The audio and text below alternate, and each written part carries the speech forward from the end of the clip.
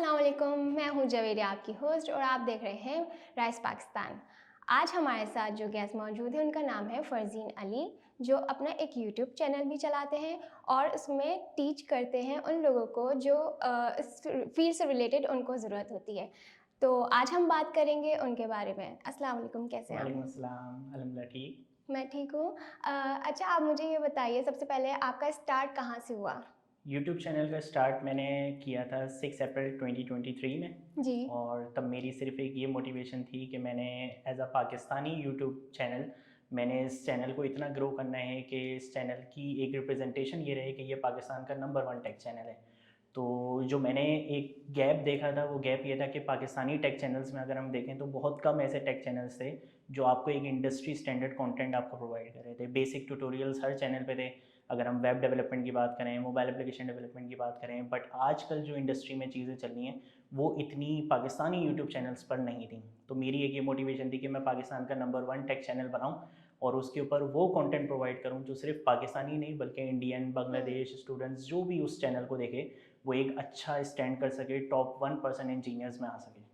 अच्छा, आपकी जो बैकग्राउंड स्टडीज़ है, उसके बारे में थोड़ा बताइए कि क्या मैंने आपने फ़ील्ड चूज़ की थी? ग्रेजुएशन में एडमिशन लिया था सलीम हबीब यूनिवर्सिटी, बीएस कंप्यूटर साइंस में, और अक्टूबर 2020 में। तो तब मेरा जो बैकग्राउंड था वो प्री इंजीनियरिंग से रिलेटेड था। तो सही। मैं केमिस्ट्री में मैं बहुत अच्छा था, लेकिन कंप्यूटर की मुझे इतनी ज़्यादा नॉलेज नहीं थी और ना ही मेरा इंटरेस्ट था। बट एक जो मोटिवेशन थी इस फील्ड में आने की वो सिर्फ़ और सिर्फ ये थी कि ये वो वाहिद फील्ड है कि जिसमें आप कम टाइम में अगर आप ज़्यादा मेहनत कर लो तो आप एक अच्छा अर्न कर सकते हो, एक अच्छी हुँ। पोजीशन पर आ सकते हो, क्योंकि इसमें स्किल्स ज़्यादा मैटर करती हैं एज़ कम्पेयर टू डिग्री। तो सिर्फ़ एक ये मोटिवेशन थी तो मैंने स्टार्ट लिया। फर्स्ट सेमेस्टर बिल्कुल सर के ऊपर से गुज़रा था क्योंकि बिल्कुल आइडिया नहीं था चीज़ों का। लेकिन सेकंड सेमेस्टर से मुझे एक चीज़ रियलाइज़ हुई थी कि सिर्फ़ यूनिवर्सिटी पे अगर हम डिपेंडेंट रहेंगे तो इतना कुछ नहीं होगा, स्किल्स हुँ। हमें खुद सीखनी पड़ेंगी। तो सेकंड सेमेस्टर से मैंने बिल्कुल बेसिक से स्टार्ट करा, वेब डेवलपमेंट स्टार्ट करी, सही। प्रोजेक्ट्स बनाए, रियल लाइफ प्रोजेक्ट्स बनाए, बैकएंड डेवलपमेंट स्टार्ट की, फुल स्टैक डेवलपमेंट अपनी कंप्लीट की, देन उसके बाद मोबाइल एप्लीकेशन डेवलपमेंट पे आया, देन उसके बाद क्लाउड कंप्यूटिंग पे आया। तो ये एक एक करके फिर मैंने अपनी स्किल्स को इम्प्रूव किया। और फिर उसके बाद जब मैं सिक्स सेमेस्टर में था, 6 अप्रैल 2023, देन मैंने अपना यूट्यूब चैनल स्टार्ट किया। और अब आज अल्हम्दुलिल्लाह ऑलमोस्ट 3 साल होने वाले हैं। 1000+ डेज़ की मेरी कंसिस्टेंसी है उस पे, माशाल्लाह। मतलब कोई एक दिन भी स्किप नहीं हुआ है बीच में। अच्छा। और अब अल्हम्दुलिल्लाह अल्हम्दुलिल्लाह जो कंटेंट मैंने अपने चैनल पे रखा हुआ है, इतना कंसिस्टेंसी, इतने सारे कोर्सेज़ बिगिनर से एडवांस लेवल तक, इंटरव्यू क्वेश्चन प्रिपरेशन के साथ, इंडस्ट्री स्टैंडर्ड कंटेंट किसी भी पाकिस्तानी टेक चैनल पर नहीं है अल्हम्दुलिल्लाह। सही, तो ये जो ख़्याल है आपके माइंड में किस तरीके से आया? आपने क्या सोचा कि मुझे इस तरीके के ट्यूटोरियल देने चाहिए हुँ, स्टूडेंट्स को? हुँ। क्या इसमें कमी थी यहाँ पाकिस्तान में? जी, बिल्कुल ऐसा ही था, क्योंकि जब हम अपना ग्रेजुएशन में पढ़ रहे थे, हुँ। तो अक्सर ऐसा होता था हम कोर्सेज़ यूट्यूब से देखते थे, कोई चीज़ें सर्च करते थे, तो हमें वहाँ पे इंडियन यूट्यूब चैनल्स तो बहुत मिलते थे और इंटरनेशनल और चैनल्स मिलते थे, लेकिन पाकिस्तानी यूट्यूब चैनल हमें नहीं मिलते थे। और कोई मिलते भी थे तो उन पे बहुत कम कंटेंट होता था, एक एडवांस लेवल का कंटेंट नहीं था।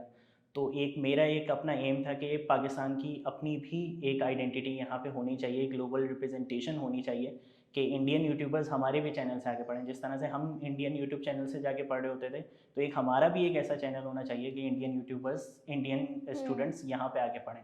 तो अल्हम्दुलिल्लाह अब आज अगर हम देखें तो मेरे चैनल पर 50+ ऑडियंस इंडियंस ही हैं। मतलब अच्छा। पाकिस्तान से भी कम है, इंडियन से ज़्यादा ऑडियंस है अच्छा। मेरी।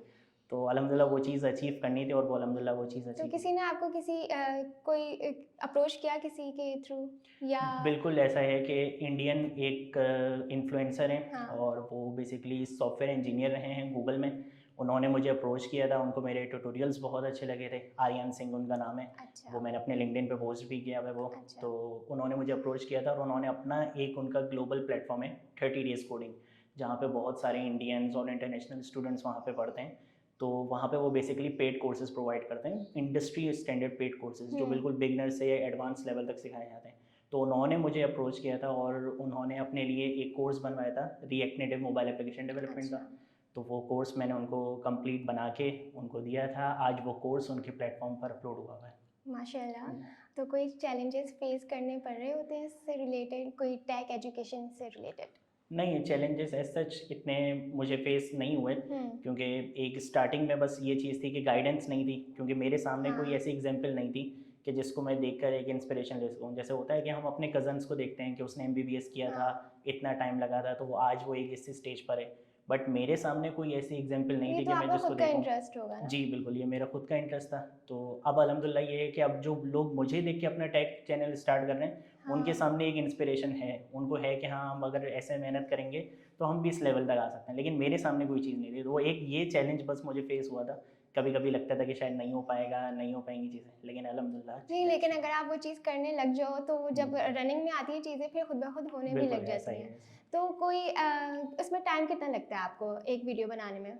अगर लेट्स सपोज अगर 15 मिनट्स की अगर कोई वीडियो है, तो ऑलमोस्ट मुझे उसमें 2.53 आवर्स लगते हैं। अच्छा। क्योंकि सारा काम मैं अकेले खुद ही मैनेज करता हूँ, चाहे वो टाइटल डिस्क्रिप्शन हो, हैशटैग्स हो, कंटेंट रेडी करना है, वीडियो में क्या कंटेंट बनाना है, किस तरह हुँ। से एक बिगिनर को वो चीज़ समझानी है, इसके साथ साथ फिर थंबनेल्स क्रिएट करना, फिर उसके साथ तो अपलोड ये करना। सारा काम आप खुद करते ये हैं? सारा काम मैं बिल्कुल खुद करता हूँ, मतलब उसको वीडियो को अपलोड करने से हुँ। लेकर और उसको सोशल मीडिया अकाउंट्स पे शेयर करने तक, वो सारी आगे चीज़ें मैं खुद आपने मैनेज सोचा है करता कि इसको प्लान को ग्रो करें? हूँ। फिर बिल्कुल, मैंने आगे डिसाइड किया है कि मैं इसमें वीडियो एडिटर्स को हायर करूँगा, इसके साथ साथ कंटेंट क्रिएशन के लिए भी मैं अपने साथ रखूँगा, लेकिन अभी जब तक मैं अकेले कर सकता हूँ तब तक मैं कर रहा हूँ बिल्कुल। अच्छा, आपका टैगज़ीन के आप फाउंडर भी हैं, जी तो उसके बिल्कुल। बारे में बताएँ थोड़ा?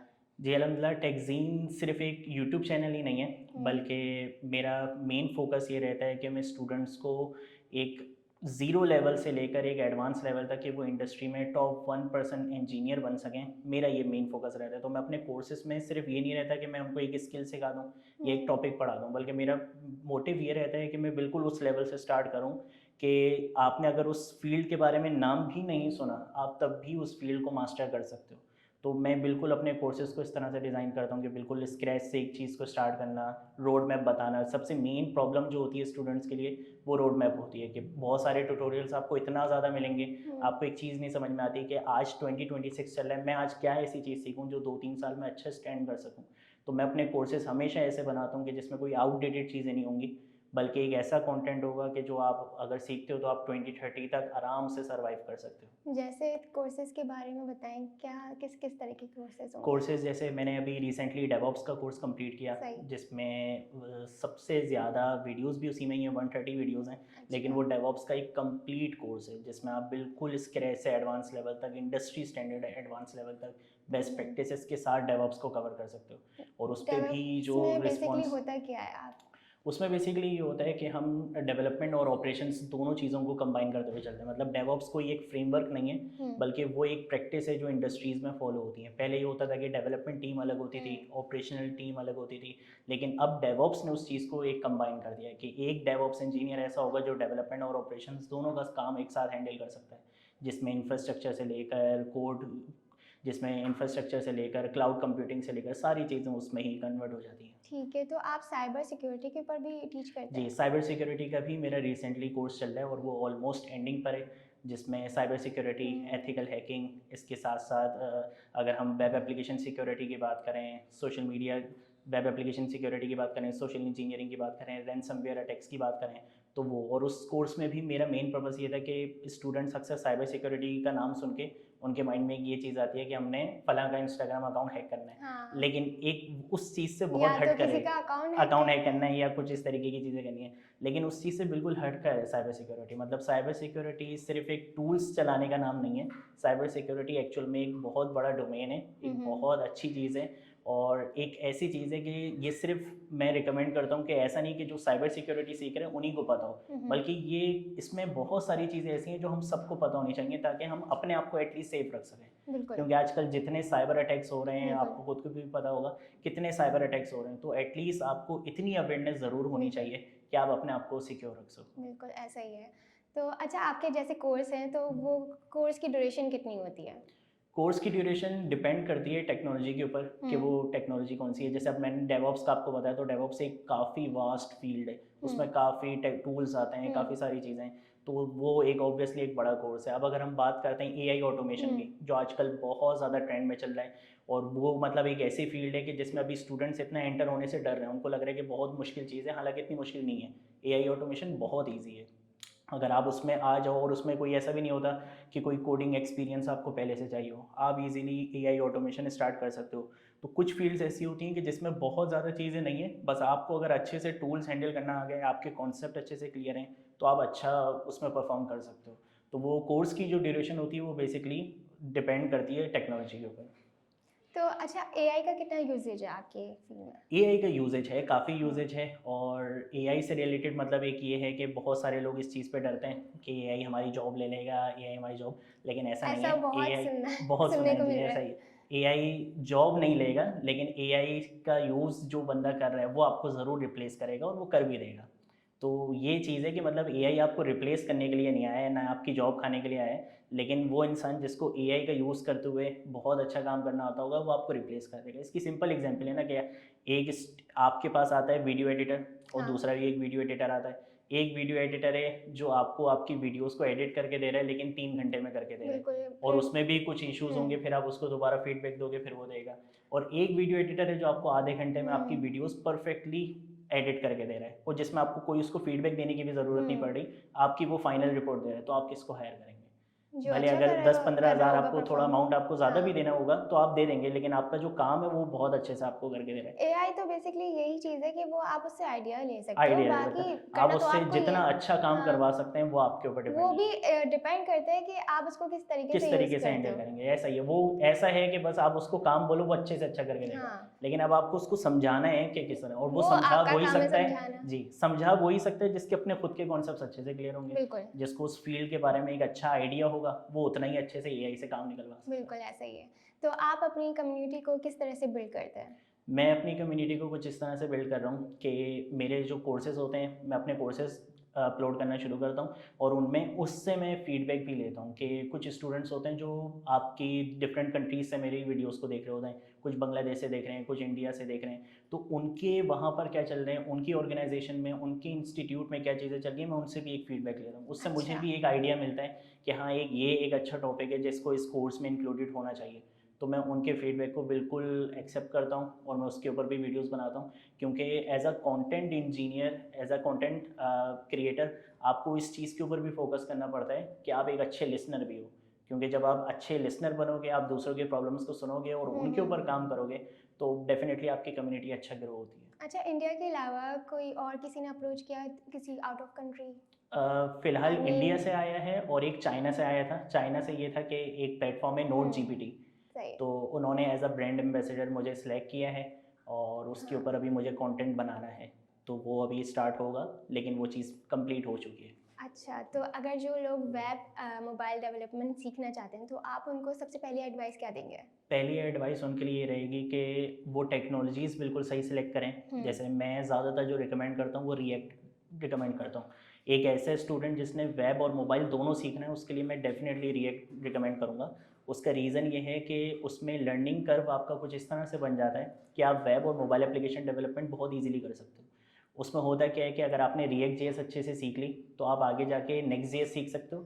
नेक्स्ट जेएस एक फुल स्टैक फ्रेमवर्क है, मतलब एक ही फ्रेमवर्क में आप फ्रंट एंड और बैक एंड दोनों का काम कर सकते हो। हुँ, तो एक ये बहुत अच्छा प्लस पॉइंट हो जाता है कि आपको अलग से बैक एंड सीखने की ज़रूरत नहीं है। एक ही टेक्नोलॉजी के ऊपर फ्रंट एंड बैक एंड दोनों बना सकते हो, और जो कि इंडस्ट्री में आजकल सबसे ज़्यादा चल भी रहा है। और अगर सही आपने है। रिएक्ट जेएस सीख ली, तो आप मोबाइल एप्लीकेशन डेवलपमेंट, जिसे हम कहते हैं cross site mobile application development, कि आप एक कोड से एंड्रॉइड और आईओएस दोनों की एप्लीकेशंस बना सकते हो। अच्छा, तो वो बनती हैं रिएक्ट नेटिव से। तो जिसको रिएक्ट जेएस अच्छे से आ जाए, उसको हम कहते हैं कि 70% 80% तुमने मोबाइल ऐप भी सीख ली।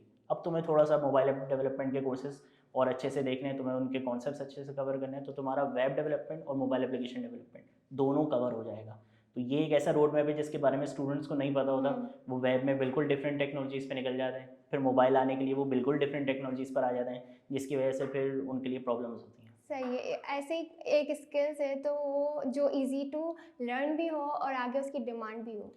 देखें, इसमें मैं हमेशा एक चीज़ रिकमेंड करता हूँ अपने स्टूडेंट्स को भी हुँ, और सबको, कि हमेशा हमें 2 फ़ील्ड्स को एक साथ लेके चलना चाहिए। हुँ, एक वो फ़ील्ड जिसके बारे में मुझे पता है कि अगर 3 टू 4 मंथ्स मैंने इस पे अच्छी मेहनत की, एक अच्छा काम किया मैंने, तो मैं अभी फ़ौरन से फ्रीलांसिंग स्टार्ट कर लूँगा। थोड़ा टाइम लगेगा, प्रोजेक्ट्स मेरे पास अच्छे होंगे, मुझे फ्रीलांसिंग पे प्रोजेक्ट्स भी मिल जाएँगे, मैं ईज़िली जॉब भी क्रैक कर लूँगा। जैसे कि मोबाइल एप्लीकेशन डेवलपमेंट है, वेब एप्लीकेशन डेवलपमेंट है, इसमें आपने कम टाइम में ज़्यादा मेहनत की, आपने अपनी GitHub profile, LinkedIn profile maintain की हुई है, आपने अच्छे प्रोजेक्ट्स बनाए हुए हैं, आपको ईज़िली जॉब मिल जाती है, फ्रीलांसिंग आप कर सकते हो। लेकिन एक जॉब आपकी, एक स्किल आपकी ऐसी होनी चाहिए जिसमें आपको थोड़ा टाइम लगाना है, हुँ, और हुँ, जिसका आपको पता है कि आगे आने वाले 5-10 सालों में इनकी डिमांड और ज़्यादा बढ़ने वाली है। जैसे कि cyber security, ethical hacking, AI/ML की फील्ड्स हैं, डेवसेकऑप्स है, डेवऑप्स की फील्ड्स आ जाती हैं, क्लाउड कंप्यूटिंग है, डेटा साइंस है। तो ये वो फील्ड्स हैं कि इसमें 3 to 4 मंथ्स में आप जॉब रेडी नहीं बनोगे। इसमें आपको सर्टिफिकेशंस करनी पड़ेंगी, इसमें आपको अच्छी नॉलेज होनी चाहिए, अच्छी कमांड होनी चाहिए, 2-3 साल आपको इस पे अच्छा काम करना चाहिए। तब एक टाइम आएगा कि जब आप एक अच्छे लेवल पर आओगे इस फील्ड के अंदर, एक अच्छी स्पेशलाइजेशन आपकी बन जाएगी। तो हमेशा 2 फील्ड्स को साथ लेके चलना चाहिए। एक वो फील्ड जिसमें आप कम टाइम में अच्छा मेहनत करोगे तो आप फ़ौरन अर्निंग स्टार्ट कर सकते हो, और एक वो फील्ड जिसमें आपको पता है कि इसमें मुझे टाइम लगेगा ग्रो होने में, लेकिन जब मैं इसमें स्पेशलाइजेशन कंप्लीट कर लूँगा तो फिर मैं एक काफ़ी हाई स्टैंड करूँगा। जैसे कि आप टीच भी करते हैं यूनिवर्सिटी हम्म। में, तो स्टूडेंट से क्या फीडबैक आते हैं? उनको पढ़ाना इजी होता है या फिर वो बहुत टाइम टेकिंग होता है? नहीं, इतना टाइम टेकिंग प्रोसेस नहीं होता। हाँ। बट डिपेंड ये करता है कि आप जिस सेमेस्टर के स्टूडेंट्स को पढ़ा रहे हो वो कौन से सेमेस्टर्स में। अगर जैसे सही। 6-7 सेमेस्टर के होते हैं तो वो काफ़ी ग्रूम हो चुके होते हैं, वो काफ़ी मेच्योर्ड स्टूडेंट्स होते हैं, तो उनको हैंडल करना ज़्यादा इजी होता है। लेकिन जो फर्स्ट सेकंड सेमेस्टर के होते हैं वहाँ पे हमें स्पेशली जो फर्स्ट सेमेस्टर है उसमें ये होता है कि बहुत सारे स्टूडेंट्स वो होते हैं जो ऑलरेडी कंप्यूटर साइंस बैकग्राउंड के हैं, हाँ। कुछ ऐसे होते हैं जो प्री मेडिकल के बैकग्राउंड से आ रहे हैं। तो वो वाली चीज़ थोड़ा सा हैंडल करना थोड़ा सा हमारे लिए टफ होता है कि हाँ, अब हमें पढ़ाना ऐसा है कि जो सामने बैठा हुआ है जो कंप्यूटर साइंस के बैकग्राउंड का है वो भी बोर ना हो, जिसको आती हैं कुछ चीज़ें पहले से। और कुछ ऐसे स्टूडेंट्स हैं जिनको लैपटॉप भी ऑन करवाना पड़ेगा शुरू में, क्योंकि वो प्री मेडिकल के हैं, उनका बैकग्राउंड बिल्कुल भी नहीं रहा कंप्यूटर का। तो वो फर्स्ट सेमेस्टर को पढ़ाना थोड़ा सा मुश्किल होता है। लेकिन अल्हम्दुलिल्लाह मैंने सलीम हबीब यूनिवर्सिटी में जब मैं पढ़ा रहा था तो मैंने 2 बार फर्स्ट सेमेस्टर के स्टूडेंट्स को पढ़ाया, वहाँ से बहुत अच्छा फीडबैक मिला, बहुत अच्छा फीडबैक मिला। वो स्टूडेंट्स अब तक बहुत मिस करते हैं। और अभी फ़िलहाल मैं डेनिंग में हूँ, वहाँ पे भी फर्स्ट सेमेस्टर को भी पढ़ा रहा हूँ, सेकंड ईयर को भी पढ़ा रहा हूँ। तो आपका टीचिंग स्टाइल कैसा है? टीचिंग स्टाइल मेरा है ये है कि बिल्कुल बिगनर फ्रेंडली अप्रोच मेरी रहती है, हाँ। स्पेशली फर्स्ट सेमेस्टर के स्टूडेंट्स के लिए।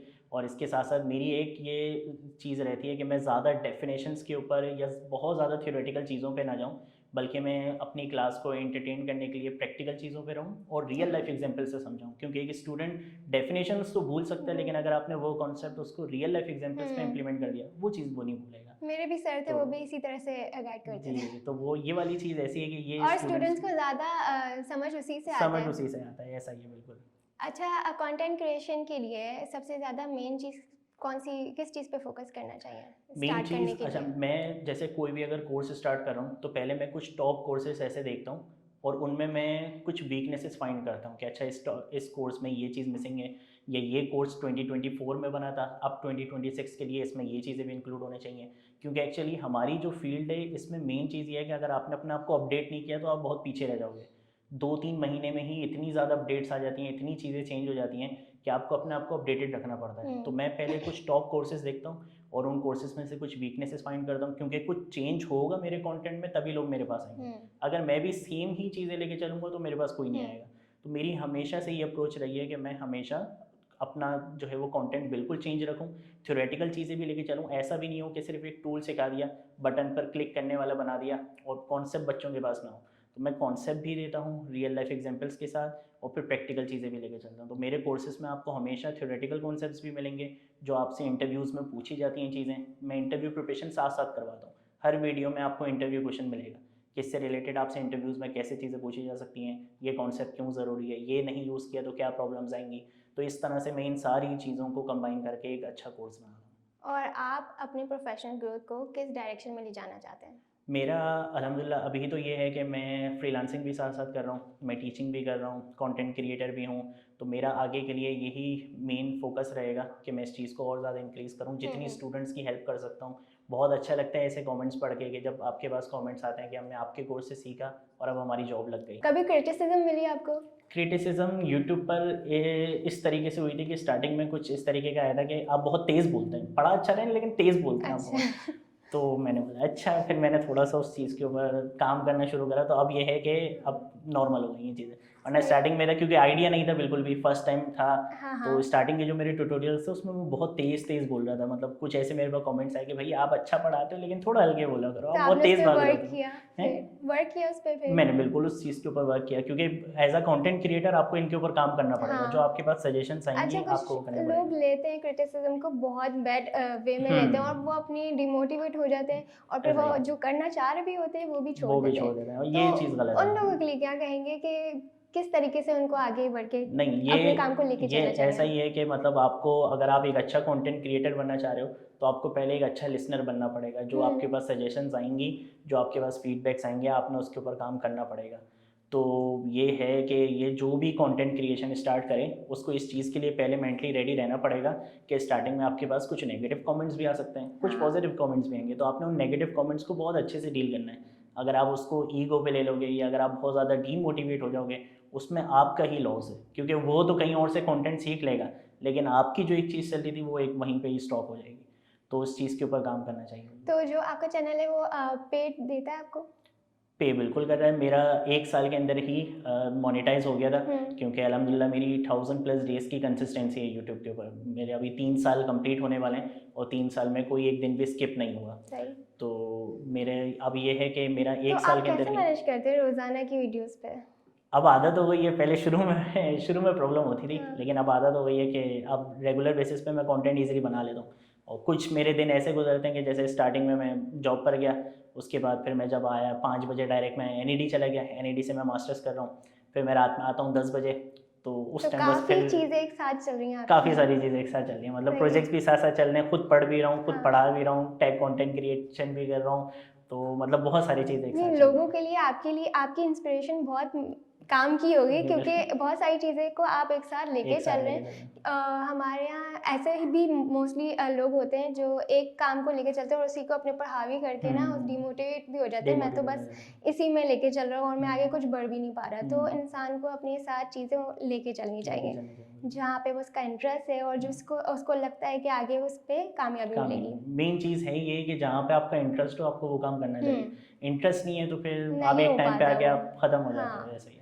तो अच्छा, टैगज़ीन का विज़न क्या सोचते हैं आप? टेकज़ीन का विज़न स्टार्टिंग में तो यही था कि हमें पाकिस्तान का नंबर 1 टेक चैनल बनना है, और हुँ, अल्हम्दुलिल्लाह वो चीज़ अचीव भी हुई। पाकिस्तान का कोई ऐसा टेक चैनल नहीं है जिसका आपको इतना सारा कंटेंट हुँ, एक बिगिनर से एडवांस लेवल तक इंडस्ट्री स्टैंडर्ड का कंटेंट आपको बिल्कुल फ्री में सिखाया जाए। तो वो चीज़ तो अल्हम्दुलिल्लाह अचीव हो चुकी है, लेकिन अब ये है कि एक अपनी रिप्रेजेंटेशन कुछ इस तरह की भी बनानी है कि हम स्टूडेंट्स को और अपने साथ लेके चलें। अभी सिर्फ एक लर्निंग तक की चीज़ें चल रही हैं, लेकिन मैं ये चाहता हूँ कि इन फ्यूचर मैं अपने इस प्लेटफॉर्म से जॉब्स भी प्रोवाइड करूँ, मैं इंटर्नशिप्स प्रोवाइड करूँ स्टूडेंट्स को, मैं जॉब्स प्रोवाइड करूँ। क्योंकि एक चीज़, स्टूडेंट्स यूनिवर्सिटी में बहुत ज़्यादा स्ट्रगल क्या करते हैं कि उनकी डिग्रीज़ कंप्लीट हो जाती हैं, लेकिन उनको अपनी फ़र्स्ट अपॉर्चुनिटी नहीं मिल पाती। हुँ। वो एक लूप में फँस जाते हैं कि जॉब के लिए एक्सपीरियंस चाहिए, एक्सपीरियंस के लिए जॉब चाहिए। तो वो फर्स्ट जो एक उनकी अपॉर्चुनिटी हो, मेरा हुँ। ये अपना मोटिव है कि मैं उनको उनकी फर्स्ट अपॉर्चुनिटी अपने प्लेटफॉर्म से प्रोवाइड करूँ। नहीं, हमारे बहुत प्राउड की बात है कि पाकिस्तान में ऐसे लोग भी हैं जो कि इस बारे में सोचते हैं, ऐसा हुँ, कंटेंट भी बनाते हैं।